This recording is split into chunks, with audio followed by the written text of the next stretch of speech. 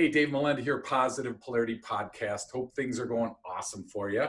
I'm going to start with an awesome question for you. And the question is, do you want people to follow you? And so I want to unpack that today with Katrina Cravy. How are you today? I am well, Dave. Very well. Hello to Awesome. all your viewers and listeners. Yes, absolutely. Co-founder of CharismaQ. That right there just has a whole boatload of questions. So why don't you fill us in on CharismaQ and what's going on over there? Terrific. Yes, CharismaQ, we help coach, evaluate, and create charismatic sellers. We're really big on wanting to make sure that people dive into their best personality and bring that on whether or not you're walking through the front door of a client or you're trying to connect through the camera now, which is what we're all doing in this new virtual world, which for some people, it's never going to end. Yeah. So best personality. So I'm already like, uh-oh. So do I have to be on my best behavior or what's the best No, personality? I don't want you to behave. Okay, well tell me then what the best personality is. So I really think that people in this world try to be so professional, Okay. they forget to be personable. Okay. And you Awesome. really have to create relationships with people. And to do that, we have at CharismaQ, we have 6 components, our Q6. And one of that is authenticity. You have to be true to who you are because people can see right through somebody who's fake, right? Okay. Yep. Empathy, you have to really care about the people you're talking to and not just trying to sell them on your thing. Like strategic questioning, really knowing a lot about the client so that you hear them, you truly hear them. Sure. And then it's about that confidence. How do you come through in the moments that really matter with as much strength as you can at that time? So that's what we call the art. Now, the Okay. science, that's first impressions. How do you show up, whether that's in person, in a virtual world? How are you coming to the party? Okay. And then it is, of course, message alignment. Are you aligned with whatever, if you're a salesperson for a company, do you know their message? Can you sell that message? And delivery is the next in the science, and that's your voice, your pacing. Are you using too many filler words? So you're doing the like, Sure. are you not looking professional? So those are our Q6 components. Holy cow. Well, that's That's a lot of unpacking. that wraps it up for today. Thanks everybody for hanging out with us. So we're done. Yeah. Well, it's so cool. Thank you. Thank you for sharing that because I mean, I tend to try and really get into the mind of the person listening. And I think about the entrepreneur that's listening that's like, holy cow, what you just unpacked there, Katrina's awesome. But It's a I'm lot. just running around with my hair on fire. I'm always late. I'm always, disheveled. I'm like never properly prepared. How in the world am I adding Q6? I'm adding 6 more things. A lot of times that can be really like a burden. So help us understand some practicality in that to just kind of unpack that with us. Okay, so I understand being an entrepreneur myself, how we are just trying to put out so many fires all day long. It's really difficult. But do you want that to be your personal brand? When you said disheveled, I'm Yep. too busy, I look, sometimes you have to fake it till you make it, and you have to look like you are organized. You will come through for your clients, right? That trust, are you going to be building a lot of trust with clients if they feel, oh, this poor person, they can't keep it together? Sympathy sale. You have maybe we can get some of those, right? Yes, exactly. Exactly. Feed my family, Yes, please. please. I haven't eaten in weeks. Yeah, right. Exactly. It's hard. It's very Yep. hard. So I think that you have to really take some time to put together what is your, I know you probably have a brand for your company, but then as the leader of your company, what is your personal brand? And your personal brand as the CEO of even a 1 person, a 10-person company trickles down into the culture of your company. Okay. Really does.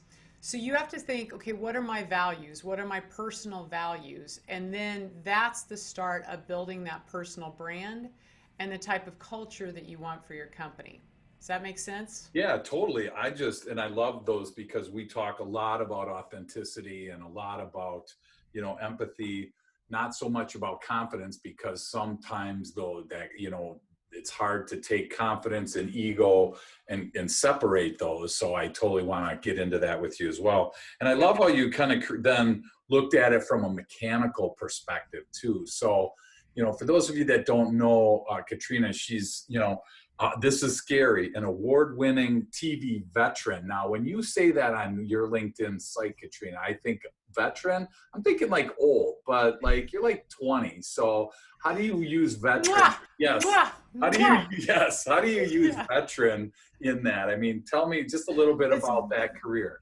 veteran with a lot of lights right now. I say Okay. every year I add another light. Gotcha. Okay. So I've got more than 20 years of broadcast journalism experience. I was an Emmy award-winning investigative reporter. I was an anchor, and I was a talk show host. And really my career was terrific, but I was sitting across from people interviewing them and realizing they haven't practiced or prepared a great story that's going to sell me on it. Okay. And they haven't come with enough energy and passion about what they're doing to get me to want to follow them or get to that call to action. What is that next step that you want me to take? Okay. So I was interviewing all these people thinking somebody needs to help them with this. And I launched my own company 4 years ago and became an executive coach. But it was about 7 months ago that we switched it from executive coaching to realizing that the sales teams really needed this type of training to bring their best selves in any platform that they're going into. Awesome. That's so cool. So we love unpacking and talking about the connection of personal growth and business growth. So I want to ask you, because I'm sure there's somebody listening that's going, I've been in my career for 20 years like you, or 15 years or 30 years, and I see kind of above and beyond, and I think there might be something else out there for me, entrepreneur, business owner. You were in corporate America, right? I mean, I would consider you're in that corporate America world. When did it start to like gnaw at you, or when did you start to think like, wow, maybe there's something else that I could do? Do you remember that transition? I do, David. It's so funny that you said gnaw at you, because that's what you get right into the head, because that's what was happening to me. So I kept having this little idea of what I could do to help people, and especially entrepreneurs, get more media coverage, because I was sent so many emails and so many story idea pitches that I was like, wow, they don't know how to pitch their idea. Like, they don't know what we really need. Sure. And it kept gnawing at me like, there's a market for this. There's a market for what I know. And I'm sure that whoever's listening to this, there's a market for what you know too. It's about how do you package it and put it together. And I kept thinking, oh my gosh, I'm going to give up my big salary, my big career, and start this idea? Am I crazy? And so that little gnawing idea just kept gnawing at me. And I honestly said, Lord, do not take this idea away from me, because I really like my cushy, good job, right? Like, I don't want to think about this anymore. Yeah. But it just kept knocking at the door and it wouldn't go away. And I finally was like, all right, it's heavy on my heart. Yeah. I've got to do this. I have to have the courage and the faith to just take that leap of faith and do it. Sure. And so I would encourage anybody, I didn't do it just like turned in my resume or my resigned and just left. Yeah. I took years to go and teach some classes, see if what I was offering resonated with people. I surveyed them to say, would you pay for this? Like, will I be able to feed my family if I leave my job? Yeah. So I did a lot of market research. I had written the book way in advance of me ever leaving Fox 6. Okay. So I just got myself prepared to, when I made the launch, I was ready. I had the branding, I had the personal brand, I had the website already done. I wanted to, like, if I was going to turn off the light on one thing, I wanted to turn on the light immediately with something else. Wow. And so I would encourage people to do that. Yeah, that's awesome. Thanks for sharing that. I think there's like this thought process, and we talk about this a lot. Some people, they kind of, they take a long time like you did, and they make sure everything is in a row as best that they can. And there's no right or wrong to either one of these. There's other people that they like quit on Friday. Like me personally, I was the exact opposite than you. Oh, really? Okay. So I sold my portion of my company to my partner on a Tuesday afternoon at 2:00. I remember we were at a Perkins restaurant, and we did the deal. And I'm sitting there at the end of at 3 o'clock, probably by the time it was all done. And I'm like, oh my gosh, what am I going to do? I don't have a job, you know?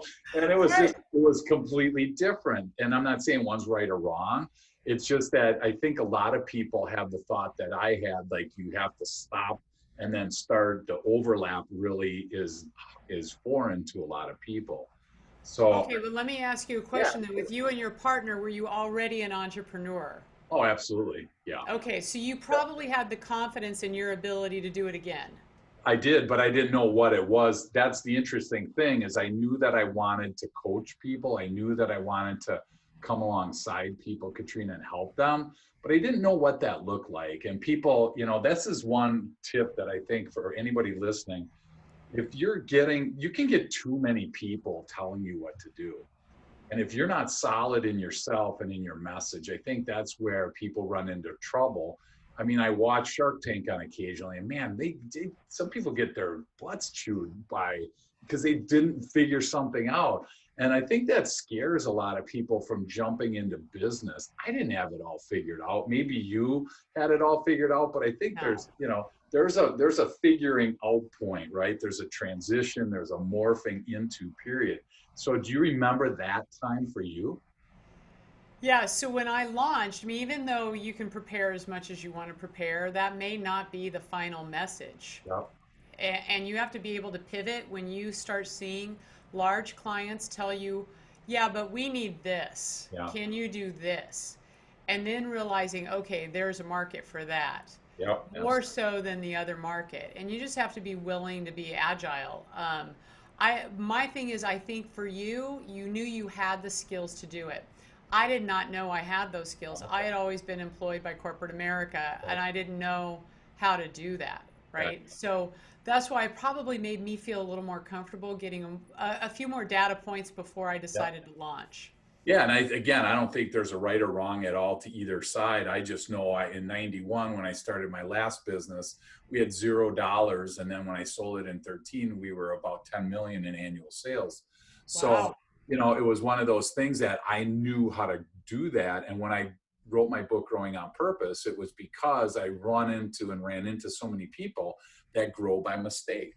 Think about that. Like you're spending time with sales teams. I'm part-time sales manager for some clients, and it's not me, but without a sales manager, without a direction for the sales team, they just go everywhere but where they're supposed to They go. do. I've been with clients where I'm like, okay, so basically you're telling me it's the Wild West. Yeah, exactly right. I mean, there's no territory, shoot them up wild, just let them Yeah. rip, right? So, They're all making their own type of marketing. I'm oh like, yeah, what? yeah. Okay. Yep, they compete with each other at times. It's just it's brutal. So what really attracted me to this podcast today, and I really want to understand the charisma piece because I've yet to meet a charisma coach. So congratulations, on top Thank of you. the Emmy that you won, you now have the distinguished privilege of being our first Chris. charisma coach on the Positive Polarity podcast. What is that? I mean, how do you define that for people? Well, I think it's about bringing their true authentic self and their most power Okay. is really what it comes down to. And I think that a lot of people need to be given permission to get outside of the naysayer that's in their head and to really draw that out for them. And I think that myself and the coaches that we're bringing on are really great experts in feeling more free to do what they want to do, right? Like Sure. to tell them this is how you can show up and finding things that are authentic to them that we like. For instance, I had a client this morning, she's from the South, and she said, my Southern accent, she's like, but it does seem to smooth over problems with agitated clients. And Yep. I said, so you are going to use that like Yep. nobody's business, right? You have to do that. Yep. And it's about them going, oh, okay, so that's okay. Yes, that's okay. And it's also about them being vulnerable with a third party. And you know this as a coach. It's so much different than them telling their manager, well, I haven't made quota because I'm afraid of this. Or there's this issue in my head, like, I don't want to make Zoom calls. I don't like the way I look on camera, Yeah. right? Now you're talking to a third party coach who's never going to share that information, and Right. we can really dive deep, get those fears out there. Let's move past them, and then let's go forward. Like, how do we do that? That's awesome. So that's what I love doing. I love seeing people who have said, I've either hated, especially like on media interviews, but even on these Zoom calls now with clients, I hated doing this and now I enjoy it. You've Sure. made this fun. Yeah. And I think it becomes more fun when you just give yourself permission to be you. Yeah, absolutely. I mean, I know from being on, so the easiest is to write. I mean, that's easy because you can always delete whatever you want. Second easiest is the video, right? That's getting easier and easier. The third one that gets a little harder is a live Zoom call. You get onto radio and TV, and it's like, oh man, this is completely a whole different ball game. And that's where I think people stop. And I think one of the things that your keynote was the secrets to attract the media and unwrap free publicity. I mean, I love that because we're as novices, we're really afraid and intimidated by media people like you. Not in a bad way. It's just that, oh my gosh, how did they do that all the time? Right. So I And we appreciate. don't know what you do. Like you have your knowledge, Yep. and I have the 20 years of sitting there in front of a piece of plastic, Right. like, and acting like it's my best friend, Yeah. which is really kind of weird. But I think that that's what people need to recognize is that we're not scary. The media is not scary. It's about how you fashion your story. Yeah. And if you're a local business, they need you. Sure. Local television, local radio, local newspapers rely on local content. Yeah. And I try to tell clients if you are not telling your story and telling it well and getting their attention, then you are stealing your knowledge and your information or your product from our community. Right. And I never want anybody to think I'm stealing anything, right? Like, Yeah. so you have to offer that to them. Wow. And that's why I started with that question, because whether you're an entrepreneur, business owner, sales professional, whatever you are in the business community, ideally you want people to follow you. Right. I mean, that's what we all want right now, especially right now with COVID. Yep. We all want growth Yep. in our companies. Right. You got to increase growth. And the only way that you can do that and increase productivity is to embrace this new virtual world and carry that on with you. I mean, we've had clients that tell us, this is awesome now that you've helped us get through this and know how to actually command the Zoom room and to do Right. all this. We're getting 5 meetings compared to what would have taken us that whole time to drive to the client. Absolutely. So we see this going into the future. Like we're going to keep this as part of our sales process. Yep. That's awesome. Yeah, I had clients. I have one in where is it, Nebraska, and it used to take a day to fly, a day to train, and a day to fly home. It was like a 3-day deal. Now we're doing these Zoom calls in 6 to 8 hours, and it's just like so much different. So, but I gotta say, fully disclosed there, I was like, this is never gonna work. A year ago now, when everything was normal, quote unquote, I'm sitting there, people would say, you think that you could do a Zoom meeting? I'm like, what? I don't even know what that is. I got to sit in front of somebody if I'm going to coach them to understand them, to get their vibe and so on and so forth. Well, then I started to have to transition. And I realized how there was a huge opportunity like what we're doing right here. I mean, in the past, we would have had to end up in a studio somewhere, right?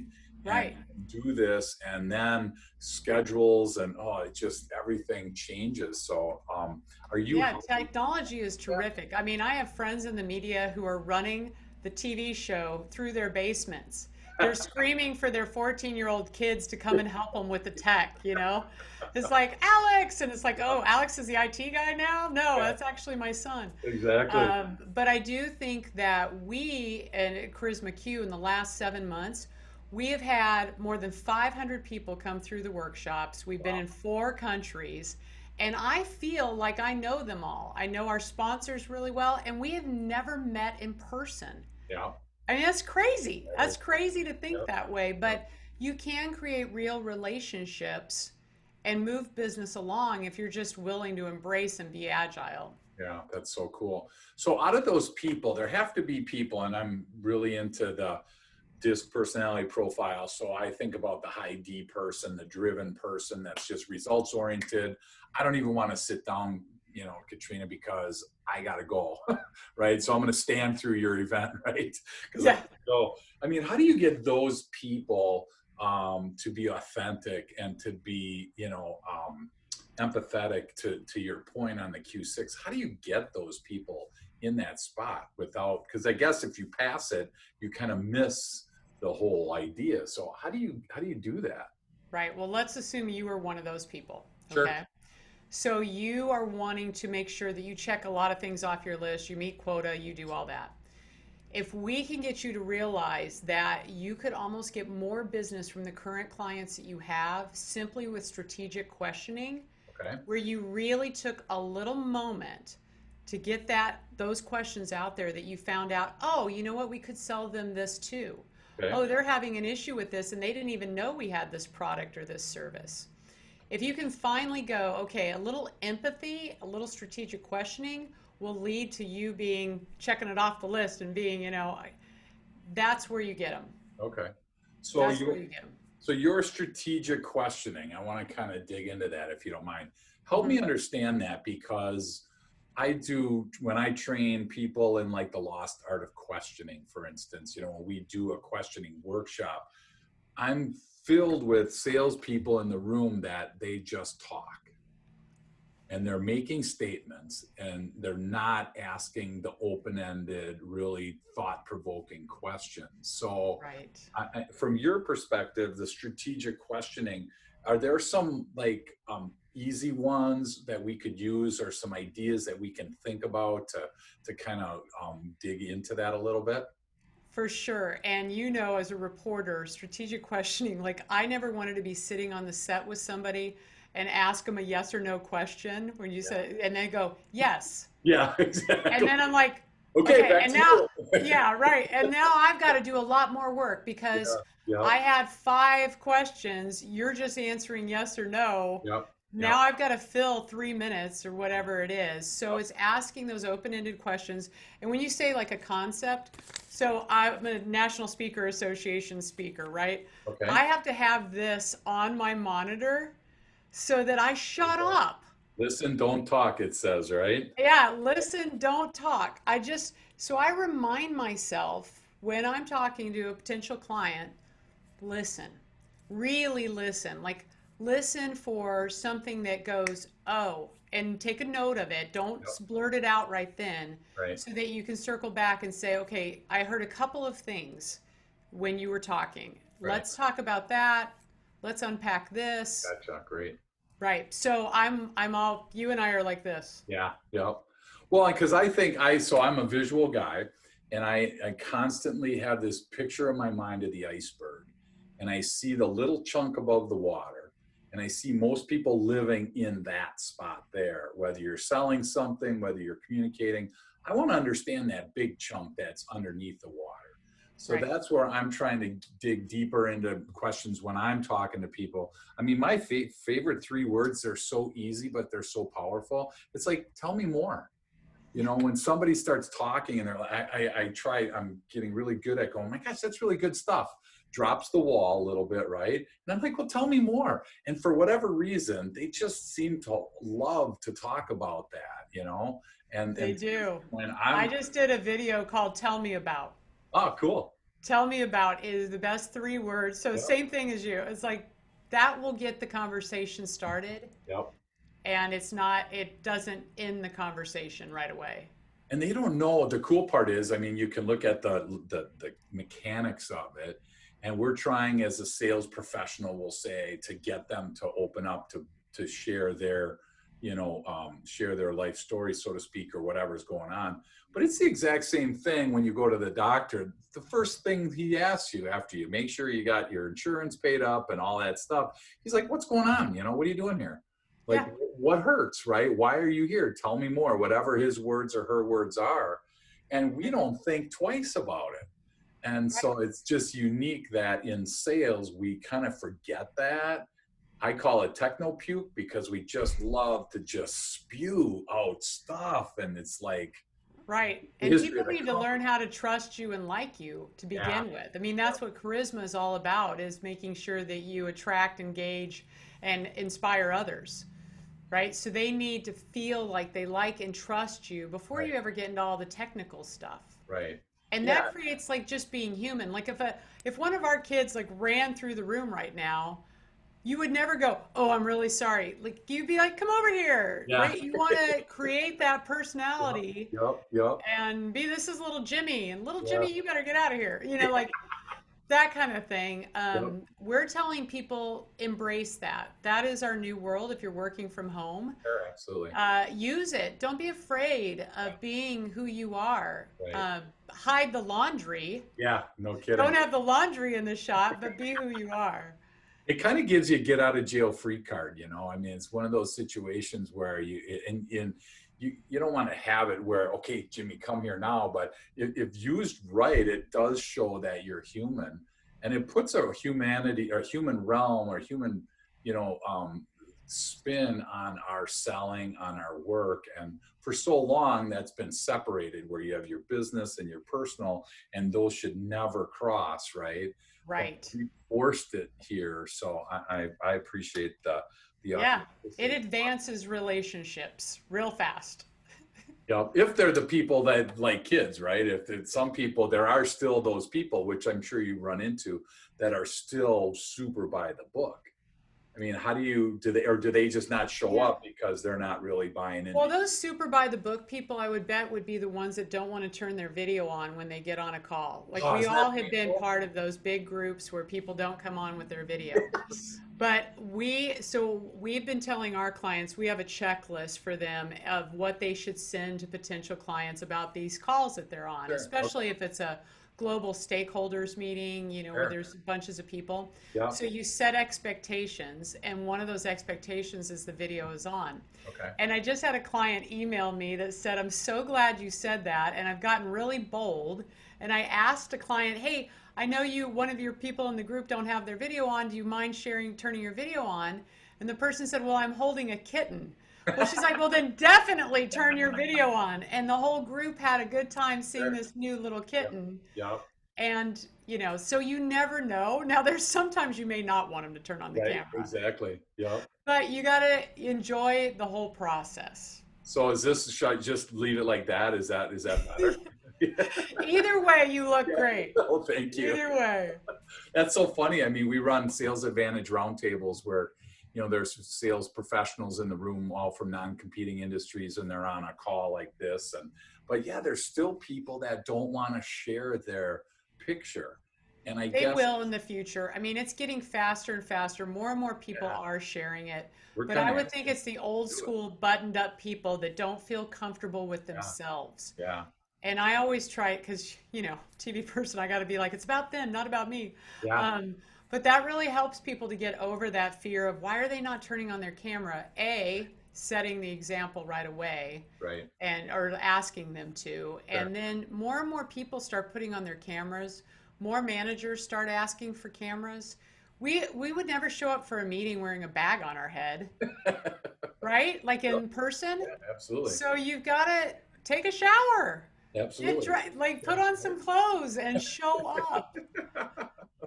Yeah. I don't even like doing these without shoes on, because I'm like, I don't know why. It's just kind of weird, right? I'm thinking to myself, I'm like, yeah, I better put some shoes on for this. So, Right. No, it's how you feel. I mean, yeah. part of that whole charisma is how that presence, that executive presence, that sales presence that you want to convey, Yep. and how you layer yourself, that first impression gives you that strength. And that's So shoes is good. a great transition into that mechanical piece. You said first impression was like getting, more and more important. I seem to remember like 8 seconds used to be the number that your brain is going to say, I either like this person or I don't. And then the next few minutes, your brain is either trying to prove itself why it did like you or why it didn't like you. Now you said it's down to like 5 seconds. So you have any tips for us for that first impression? Well, first of all, especially in this virtual world, make sure that camera's at eye level. Okay. I have seen so many people, if I can see like the ceiling fan and your nose hairs, then the laptop's too low, right? Yep. Like Yep. it's not right. Yep.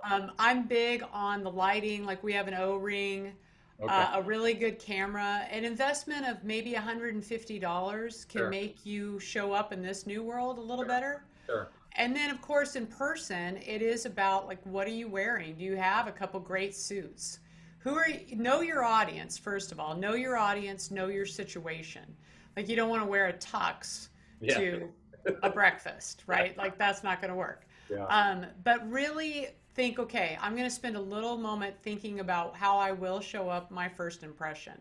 Sure. So I think that's important. We had consultants come in and talk to us, of course, in TV. I had consultants for years Yeah. going, I don't like her hair, cut it. She needs to wear this type of cut, she needs this kind of outfit. She needs brighter lipstick and all this kind of stuff. Yeah. And I finally had to realize I'm a product. Sure. I am no different than a can of Coke, Wow. right?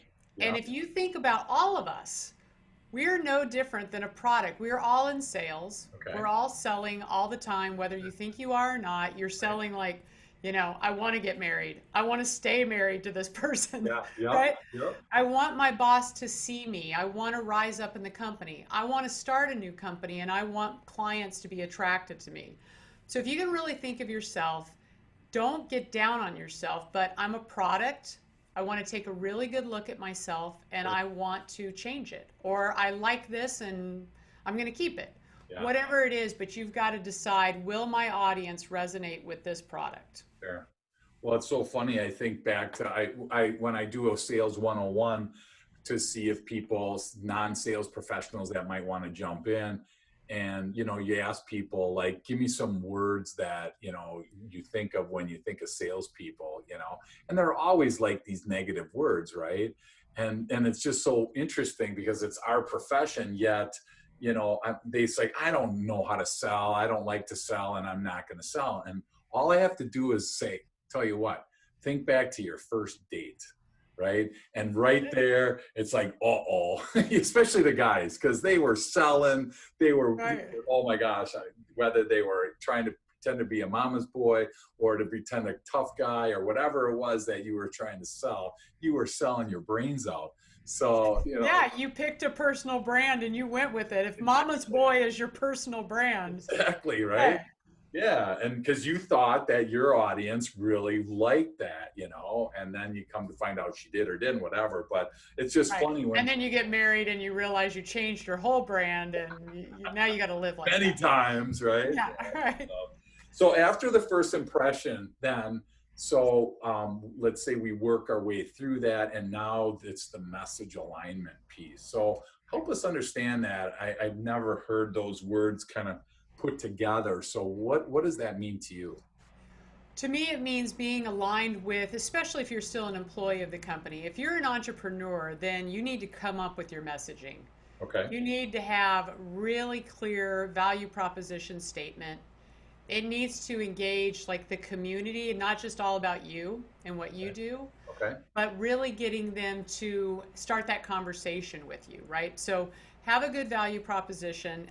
If you are currently working in a company, ask the marketing department, hey, I want to read all of our marketing materials so that you can really build your personal brand story in alignment with your company. Oh, gotcha. Okay. And my partner, Terry, she has been, she was just left a $100 million exit she was on the leadership team. And she put people through message certification. Hmm.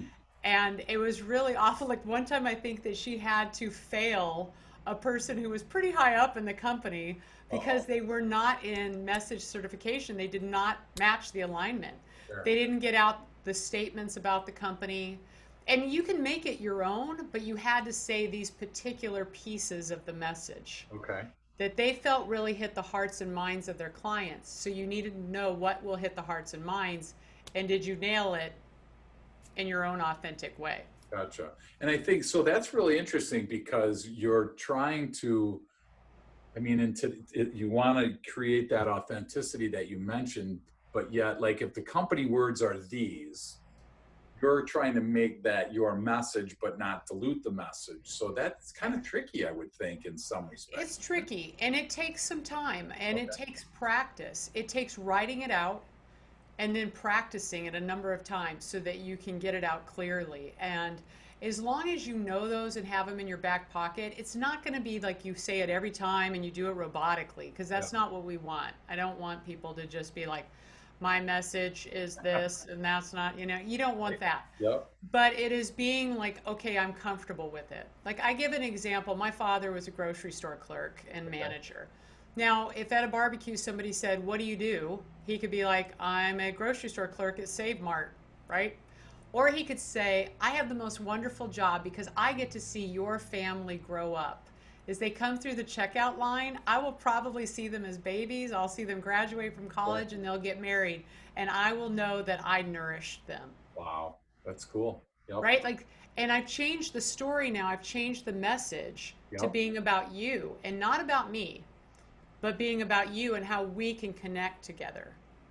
Well, So it and takes time to write that. that's awesome. And you talk about storytelling and how important it is in your branding and Hmm. personal branding. And so when I think of storytelling, I just think of like a book that I open and I just go through like almost like a third grade, second grade book where it's just kind of like this little story, right?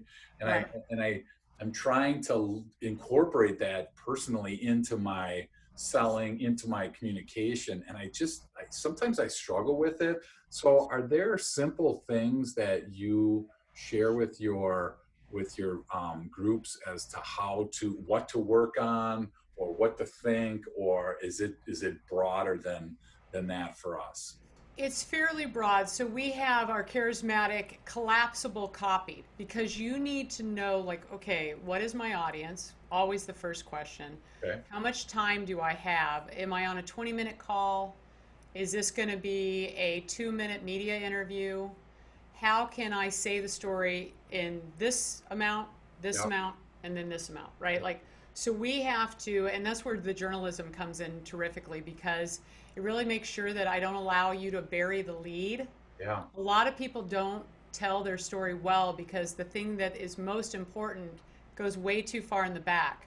And Okay. somebody asks the question, and you're no longer, like, you've only got so long to get that message out there. So I really try to tell people it's like, A, know your story, and then realize what story resonates with your audience. And you can see that from like them smiling or Yeah. them, like if they're not getting it, you can tell when they're not getting it. So Sure. fashion those stories that really work. And a good example of a client who improved the people reading her newsletter, she's a manager. Okay. So 30 people were reading her newsletter, fine, whatever. She Yeah. started adding these funny stories about dating and different stuff at the bottom of her newsletter. She told me this great story about the dating doppelganger. She got onto an online dating site and the online service sent up a picture of a guy to go out with that looked like her son. And she took a screenshot and put it, and she's like, dating doppelganger, no, right? And I would never date my, and it was just Sure. really funny. Yeah. She had like in a couple weeks people realizing she's entertaining them with a quick story at the Sure. bottom of that newsletter. She's gone to having 500 people in the company now reading her little Wow. newsletter, That's awesome. right? So those little nuggets, don't let those go by. And in one part of our storytelling workshop is recognizing what is a story. Like something very small, people just need to realize that can be funny. Like if I Sure. write that well, if I put that together well, that can be good. Sure. And I think so. I want to ask you a question that kind of interesting, and that I want to get your feedback on, because in DISC, in the personality, there's people that enjoy, they're people, we'll call them, and then there's people that are fact people. There's these people that absolutely love to, hang out with people. They love the stories. They love that there's emotion. They use their hands a lot. I mean, that's me. And the hardest person for me to sell to, Katrina, is the engineer, I'm going to call him, where you like you can't get them to smile for nothing. You can't get that shell to break. They'll never tell you about their personal life. They'll never cross that line from personal to business and vice versa. I mean, that's hard for me. That's my hardest. That's like my whatever kryptonite. And and it's like I sometimes I'm like, man, what am I doing here? You know, I mean, Yeah. what do you do you have any advice for people that are in that spot, or forget them, tell me, because I struggle with that specific thing, trying to get them to talk about the personal side when they truly don't want to. Well, I and you may not get them yeah, to. I mean, you have like two options. A, you realize who they are and their profiling and their personality profile. And if it's an engineer type, you know, they're like facts, like get right to what it means for me, sure, right? yep, So we have this formula, it's the must-have formula, and H is the hook, A is audience benefit, V is visual, and E is you've got to be engaging. But the most important thing is that A, that audience benefit, right?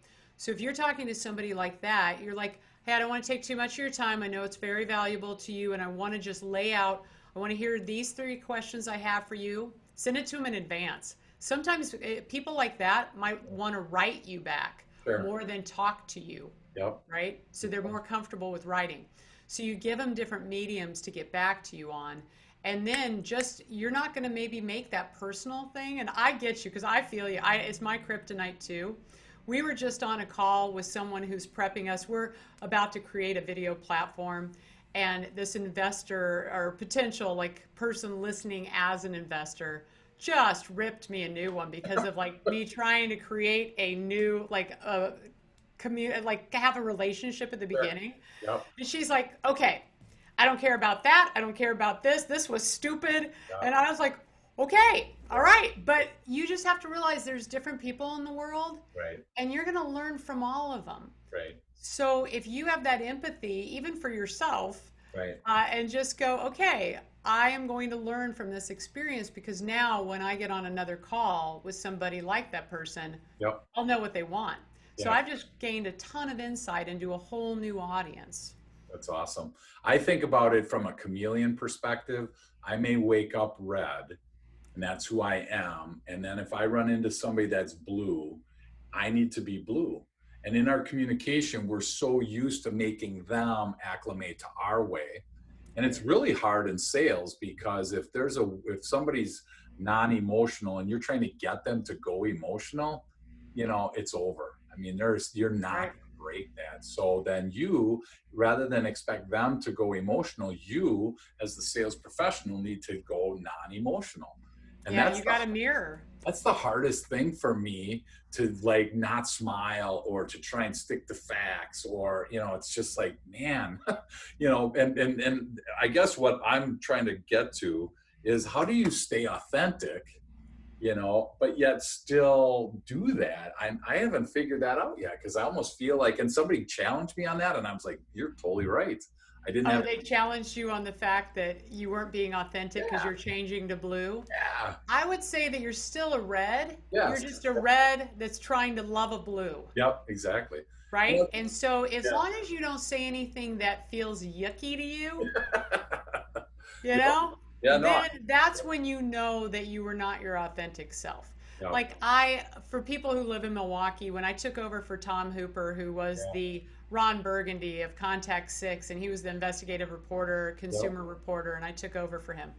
And I was so tired of people like, well, little lady, and this and that, and I just felt like I wasn't being taken seriously. Sure. Sure. So I kind of went into overdrive and yelled at this plumber. Uh-oh. And I really got it. Like, I went outside of my personal brand. I tried Sure. to be a little bit more like Tom Hooper. I wanted the respect that he was given. Yep. Yep. So I went into his shoes. Yep. Well, I said some things I shouldn't have said, and it went up to my boss. Uh-oh. And the plumbers union was saying they were going to strike the station. It was a mess. Uh-oh. But the good thing was, authentic to my brand, I told the truth. I told my boss how frustrated I was and exactly what I said. Yep. And it went away. They never struck. It was fine. But I learned something valuable that day is I'm going to have to earn this respect. It's not going to come from me acting like somebody else. Right. Yep. Yeah, and I think that probably when you think of authenticity as be yourself, some people don't know who they are, and I think that's why I invest a lot of time in DISC and in the emotional intelligence, work, because if you don't know who you are, it's really hard to move and maneuver because you don't know where home base is, so to speak. You don't understand yourself very well. And Right. so the self-awareness, I spend a lot of time with people and even salespeople. They just, if they were told how to sell, and they could just, back in the day, way before you were born, they used to do these, like little charts at the table of whatever you were selling. It was like a flip chart, and it was the same message every single day. And I was just, when I saw that in sales, I thought, where is the authenticity? Where's the creativity? And now it's great that people are finally starting to create it in different ways. But in your sales, with the work that you do with your salespeople, I gotta believe that they're craving that, even though they don't know it. Yes, they are. And they're it's opening up their eyes to a way of telling their stories differently with a bigger punch, right? Because people don't realize that TV news anchors, our job was to write the commercials to get you to come back after the commercial, the tease Yep. to get you to come back.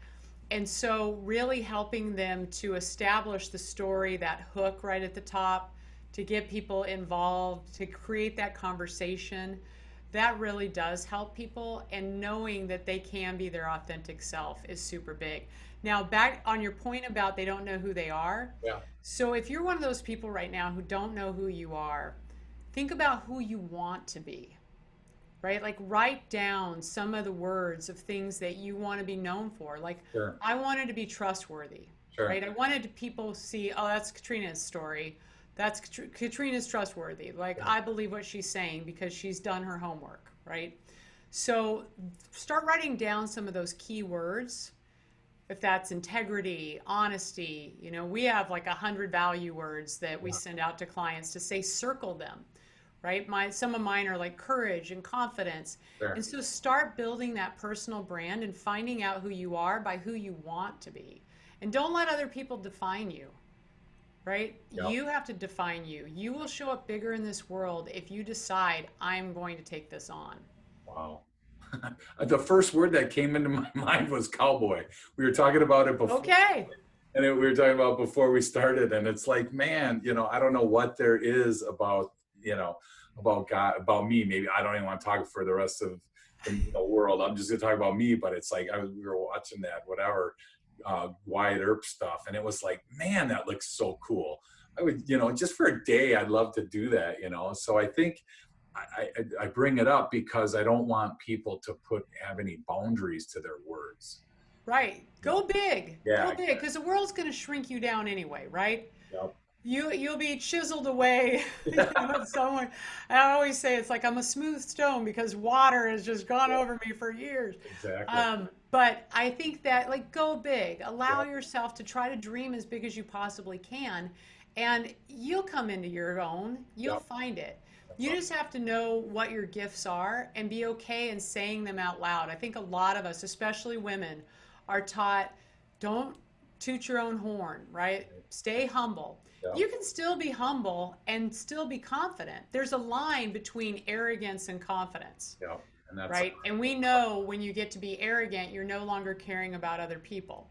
right. Yep. So that confidence can really help other people if you're willing to tap into it. Yep, absolutely. And so there's about 45 or 50 pages in the DISC assessment. And one of the pages is your strengths. And then one of the things is your areas for improvement.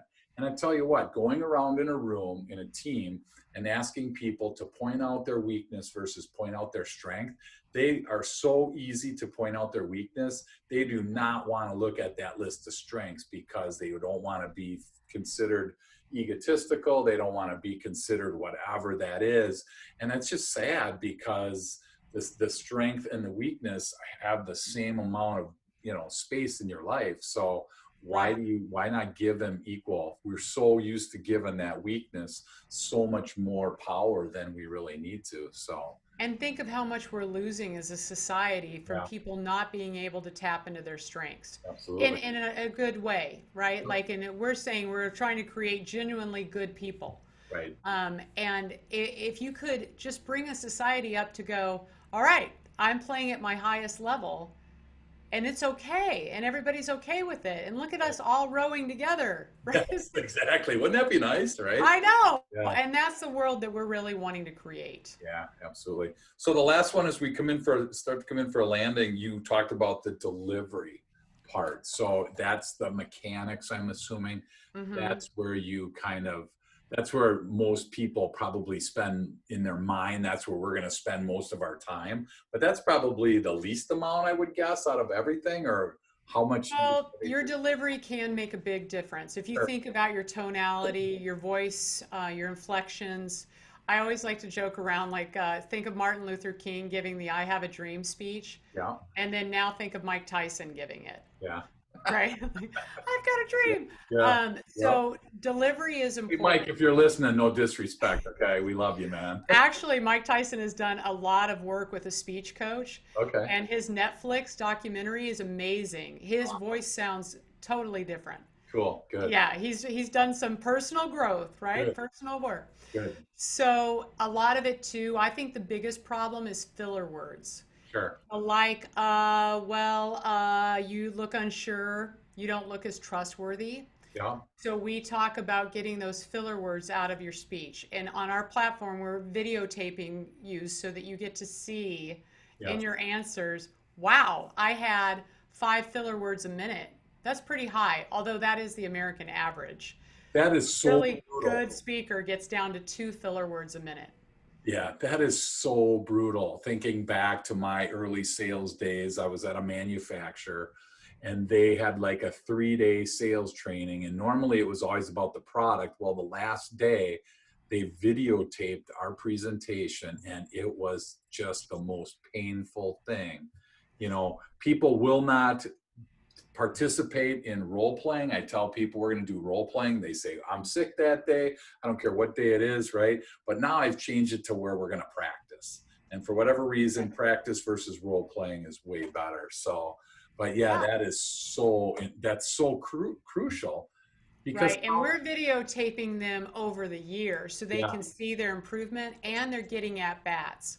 Because we don't think that this is not something where you go to a workshop and you get it.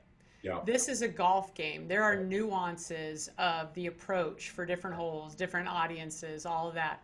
And we want to put them through that sure. and videotape their success in getting better. And eventually they'll be getting the badges. And I would love for it to become a video competition between sales people Yeah, nationwide. there you Like, go. I can nail this, right? And there's AI that's coming out that can read your facial expressions Okay. and rate your confidence. It can read your filler words. Wow. It can read how much clarity you had in your messaging. So we're going off into a brave new world, and I'm just Yeah. really excited to be bringing charisma into that. That's excellent. So I want to one thing, and then two things. I'm going to let you go if that's okay. So Okay. I'm putting myself completely out there. So tell me in this last part of what we've been talking about. Tell me what's something I could work on. What's something that you see that you're picking up that I could definitely work on, because my next book is called What Blind Spots, because I'm working on that now because I know that we all have blind spots. And I'm Hmm. thinking to myself, dang, I'm doing a pretty darn good job right here. I've got to toot my own horn a little bit. And if you're there, that's great. I just need to learn alongside of that. So please, what's one or two things that you could help me with, just as a way of, making myself vulnerable, but also allowing the listeners to see how this actually works. You are being very vulnerable. We call it protein-rich feedback. We don't do any sugar coating. And I got to tell you, when you were first messaging me, it Yes. was your hair. Okay. And I want, like, now that I know you want to be part cowboy, Yep. I can see you with a cowboy hat, right? Exactly. But talk to me about that. That's obviously part of your personal brand. Why do you want your hair to be a little longer than most? Because I can. It's so weird because I get people on the show, Katrina, they're so jealous, right? And I'm not trying to be better than them, but I can still do this. I'm 55, 56, whatever, and I can still do this. And so, I mean, and part of it is like I'm reliving my high school years too. So there's Okay. those two pieces that probably we have a twisted mix somehow. If there's any people listening that are like, don't commit me to anything, okay? Because I'm normal. I just like long hair on guys. So No, that's fine. And I have to speak for the audience because yeah, I'm sure there's people that have you ever been asked about that before? all the time. Okay. All right. So good. Well, then people are asking you, but it's a conversation starter. Yes. So if you're not going to cut your hair, you can definitely have the conversation about Yeah. it. So that's awesome. Yeah. And then like as far as your studio and stuff, Yeah. there's a little bit about being able to see in the back there. And I want to ask you, like, do you Yep. usually use that fitness equipment or is it laundry? You just put shirts and pants on it, you know? No, it is used. It is definitely used. So I'm going to actually move. I know that I got to change the background for sure. It's just Yeah, if you brought it more into the center of the room and you had that growing on purpose just right over your shoulder and made less things, although the audience, especially for these longer interviews, probably enjoy trying to look around, sure. but Yeah. you want to make sure that they're looking at you and listening. Awesome. So those are your two Thank things. you. Thank you. And I'm going to get you, well, do you have a cowboy hat nearby? Upstairs. Why? You want me to Oh, get too it? bad. All right, next time I expect to be sent a picture of you in the cowboy hat. Don't you worry, okay? I will Yeah, definitely do that for you. That's so cool. Well, so this has been, oh my gosh, this time went so fast. Thank you so much. no One problem. last question for you, which I ask everybody. What's one thing that most people don't know about you that you feel comfortable sharing? Ooh. Uh, I wore headgear to high school. I had a big Like overbite, bracelet and I headgear? had, if for anybody who doesn't know what headgear was, because they don't use it now, it was like a torture chamber. Oh my I had headgear and big wire, and I wore it freshman year all year long God. because Oh, I I had the can't stop choice. Yeah, I had the choice of wearing it for 2 years at night or wearing it full time for 1 year. And Wow. I decided, all right, no kissing for freshman year. It's all right. So you kicking yourself? Did you make the right decision? I made the right decision. And I was such a geek. I took an Izod off of my one of my shirts Yeah. and glued it onto my headgear so that I could act like I had designer headgear. You So gotta there you send a go, Dave. picture. Can we put I've that on given you, LinkedIn? We we got to put that on LinkedIn. yeah, there, yeah, great. Now you know the real me. What a Oh my God. dork. That is so cool. Well, I'm so honored that you spent time hanging out with us. If I people really enjoyed it. want to learn more about CharismaQ or they want to learn more about you, what's the best way for people to reach out to you, Katrina? Just go to charismaq.com Okay. and right on there is the best way. And if you want to hit me on LinkedIn too, that's a great spot too. Awesome. Well, thank you so much for this. Keep me posted on how your brand new company's going. I am so excited. I want to learn more about this. So I'm going to probably cyber stalk you for a little bit, but I really want to see this high school picture. So if you, Okay. feel free to put it on LinkedIn. I promise I won't share it with anybody. So Yeah, right, right, right. No, I'll trade you that's that for a great. picture with me in a cowboy hat. How about that? All So, right, there we go. okay, There we cool. go. Thank you so much. And we will catch up with you soon. And again, thanks for your time. Yeah, thanks, Dave. Take care. Yep.